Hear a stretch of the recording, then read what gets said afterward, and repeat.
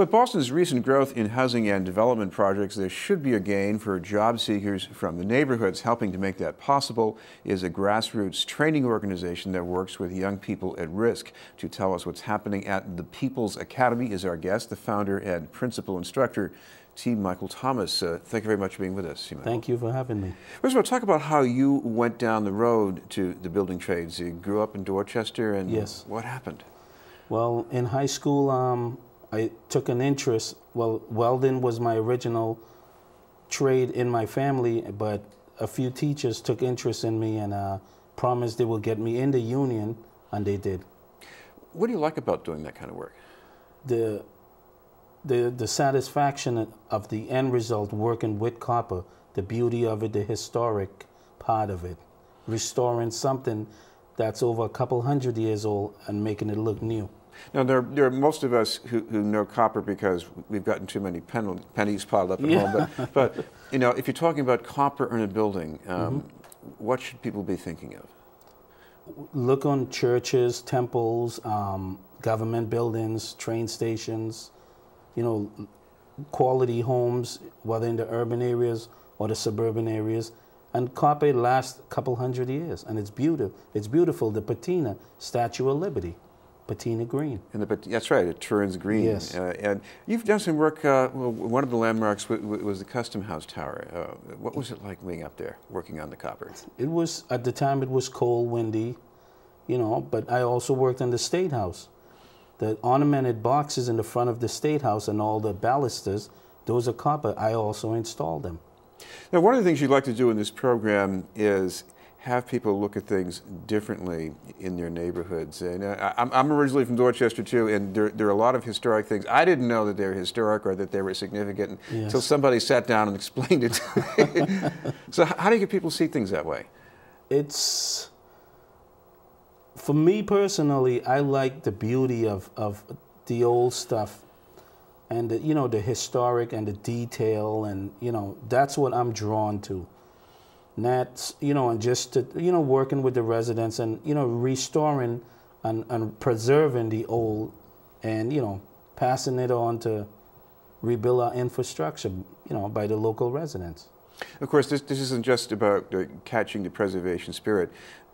People pay big bucks to get this stuff done right, too. So yes. There's work out there, too. Yes, yes. Yes. So explain how your program works, because you're trying to work with young people who come from some disadvantaged backgrounds, yes. They've had some problems. So, so how do you keep an eye on that and at the same time teach the building skills? Well, it's the selection process, and I hope I'm answering this correctly, but I try to focus on the local kids that doesn't have an opportunity, and it's difficult at times, but I've learned that when a person sees and work with their hand and create something, is less likely to destroy it. And they feel more productive, they feel more inclusive. If you build something or if you repair something, the chances of destroying it, it's 0 to none. Talk about what it's like to be learning how to do these things, because when you're at work on a building, you're around other people, they're doing these skilled jobs, and even if they weren't paid a lot of money, I think the people I've met, they're people who usually want to make sure things are done right. Yes. And they're looking over your shoulder, you're looking over their shoulder. Yes. Well, we have proven that our work is high quality because one of the projects we did in Brookline, it featured in Modern Marvels, the History Channel, and it just recently won an Architectural Design Award. They call it the Copper House on Buckminster. So we do have challenges, but we rise above the challenge because we're focused, we're determined, and we do quality work. It might take a little extra time, but we really take the time, try to work with the residents at a higher quality but a low cost. Make it affordable for everyone. What's it like working with people on the job, though, that you're with? It has been pretty good. You know, once at the beginning, sometimes they're a little skeptical, like, these young guys know what they're doing from the inner city. But after 2 or 3 days, and they see the fabrication stuff and then the insulation, they're like, wow, they know what they're doing. Let's give them some more. Well, when you have somebody who comes into this program and they're learning, what's that process going to be like? Just a willingness to pay attention, to listen, be a little open-minded on being told what to do and being shown what to do, and just a willingness to want to learn.